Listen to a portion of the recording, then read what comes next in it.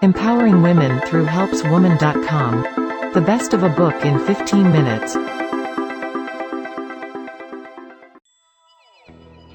Disruptive innovation, at its simplest, explains how low-end industry insurgents take on and eventually outcompete high-end incumbents who seemingly should have known better. Things take traction, and David beats the Goliath. It is now generally accepted that disruptive innovation underpins the invention of new products and services. Less generally recognized is that personal disruption in the workplace, the movement of people from one learning curve to the next, one challenge to another, can drive learning, engagement, and even innovation. Johnson claims we can build an A-team this way. Let's explore how. The S-curve of learning. The S-curve of learning represents three distinct phases. Number 1, the low end, involving a challenging and slow push for competence. Number 2, the upswinging back of the curve, where competence is achieved and progress is rapid. And 3, the high end of the curve, where competence has evolved into mastery and can quickly devolve into boredom and disengagement. An A-team is a collection of learning curves. Johnson challenges us to visualize our team as a collection of people at different points on their own personal S-curves.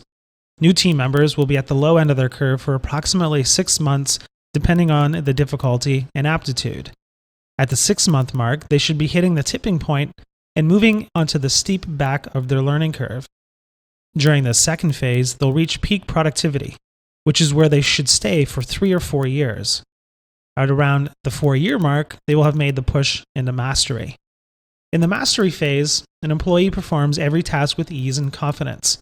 But ease, and even confidence, can quickly deteriorate into boredom without the motivation of a new challenge. It is time for them to jump to a new learning curve. Accelerants of learning and growth. Johnson gives us pointers to progress on how to get the right team on the right learning S-curves. Number 1, identify the right risks. What needs aren't being met on your team? Does it make sense to redistribute responsibilities, create a new role? Would more high-quality candidates be available if you looked beyond the spec of the current job? As a manager, your job is to mitigate the risk of disruption, not to plug gaps with human resource plugs. Number 2, play to individuals' distinctive strengths. What does each person do well that other people on the team do not? And what sorts of problems do those strengths equip them to solve? As a manager, your job is to pinpoint what people do uniquely well and pit these abilities against assignments that make their strengths relevant. Number 3, stepping backward is a way to move forward.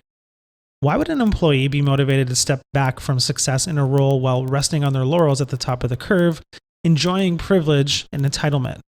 Because stepping back is your slingshot to moving further forward and contributing more. Pull back and accelerate further. Number 4, give failure its due. At the low end of the curve, when you hire within the organization, you must expect staff to flounder. This gives them support for learning, allowing them to quickly engage in the actual work. With employees in the sweet spot of the S-curve, it can be harder.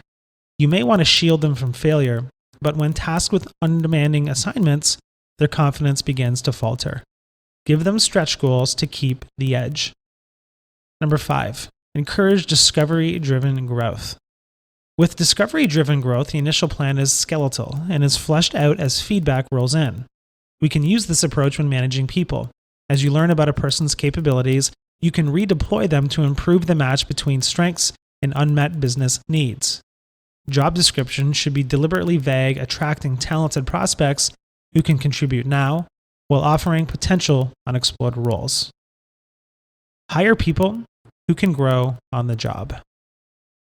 Begin by reminding yourself that the goal is to approach human resources as raw materials rather than as finished products, the same way you would handle other resources. Johnson suggests we consider the following. Number 1, identify the tasks you want a new hire to perform. Don't accept that it has to stay as it currently is. Genuinely understand what you're looking for, then make the effort to find it. Number 2, do a team check. Consider how the new role will affect the team. How might a new hire enhance the capabilities your team already has? Where are the gaps in good team compatibility? Number 3, do a sanity check. Identify your motivation for the new hire. Having identified these may require an adjustment to expectations. If we onboard someone who can do the functional job but can't do the emotional job, we won't be satisfied no matter what they do. And number 4, write the right job specification. The target should be to attract talented people who are qualified to onboard at the low end of the job's learning curve. They won't be experts, but they will have what it takes to learn and grow into other roles. If we inflate the necessary qualifications to attract the creme de la creme, we will get a candidate who will become disinterested within the first few months of employment. Managing the hungry new hire. New hires need a vision. Understanding why their job is important will aid them through early stage difficult days. Initially, they may struggle and try your patience. You might even wonder why you hired them. But you can increase their odds of moving up the learning curve by laying out a vision from the outset. Just as your new employees need to understand your company's vision, you'll want to understand theirs. Find out what they're trying to accomplish as a person and how this new role fits with their goals, as well as what they anticipate they will need from you to be successful. As your employees share their goals with you, clarify expectation that progression by learning is important. Be explicit. I'm here to help you help me get my job done. Here's how. I will then reward you for your contributions, and here's how I'll do that. Get your new hire's perspective on your operation. Being able to hear the contrary ideas of others allows us to move more quickly up the learning curve. Learn to solicit ideas and opinions from newcomers who aren't yet blind through familiarity. Future performance and innovation may hinge on it. And be a chief encouragement officer. Feeling the agitation or disapproval of the boss can cause concern.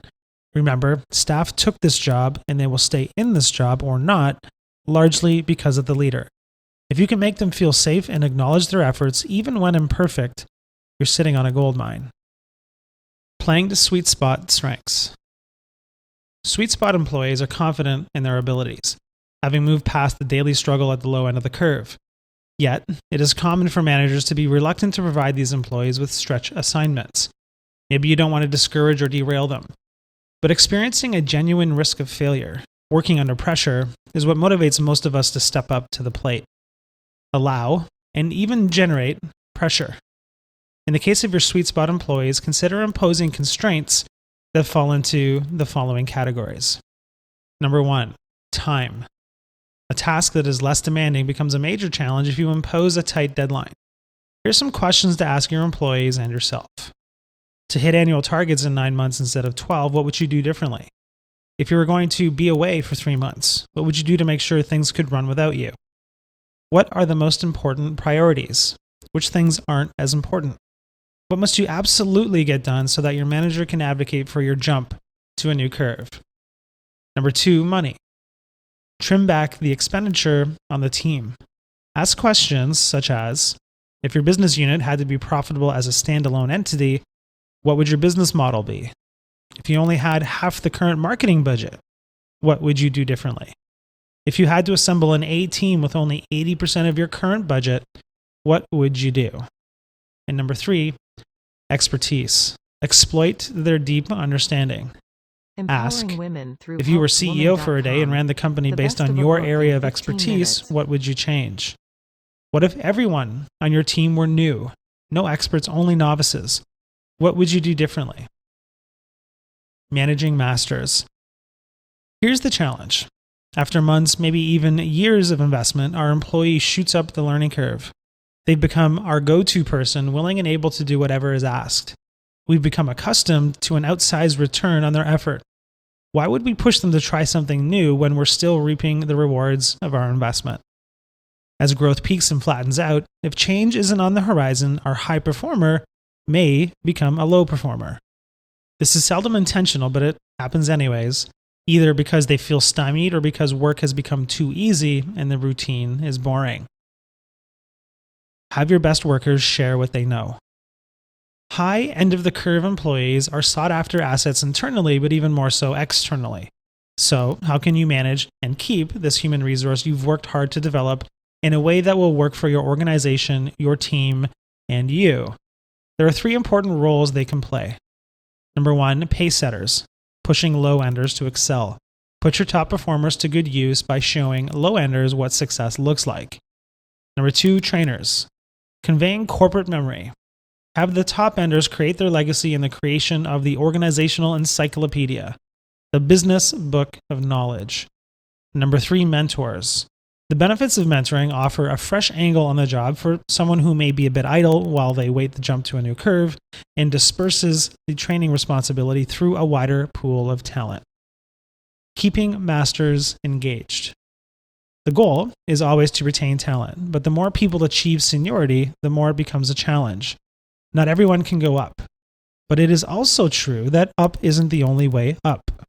A lot of learning and growth can happen in lateral moves that may give employees the perfect skill set to forge ahead. If lateral moves carry some stigma, then backward moves are often seen as even more so. We tend to assume something's wrong with someone who takes a step back. But sometimes taking a step back is exactly the right move. Like the slingshot, we pull back to get the momentum we need to catapult forward. Shake things up. Managing people as a series of S-curves requires a disruptive mindset on your part. Here are some important questions Johnson says we should consider. How can I shake up employees or teams who have become set in their ways? What goals might be accomplished by shifting people into different roles? How can I create a company culture that encourages and even insists on curve jumping? Where to climb when you're at the top? For some employees, there may not be a next curve to jump to within the organization, especially those who are approaching retirement. Data tells us that more people are choosing to work past traditional retirement milestones. Some may have the work-life bandwidth remaining to tackle entirely new learning curves, and others may not. Efforts to accommodate their needs, perhaps part-time or remote work, can keep them contributing at great benefit to everyone involved. Many will be willing to discuss adjustments to compensation that will maintain their high value to the firm while allowing them more flexibility to pursue non-career objectives. The key is to think creatively. Years of experience is a human resource not to be wasted. Empowering women through helpswoman.com. The best of a book in 15 minutes. Join tens of thousands of leaders around the world who use helpswoman.com to learn the biggest ideas from the world's best leadership, sales, marketing and personal development books in less than 15 minutes.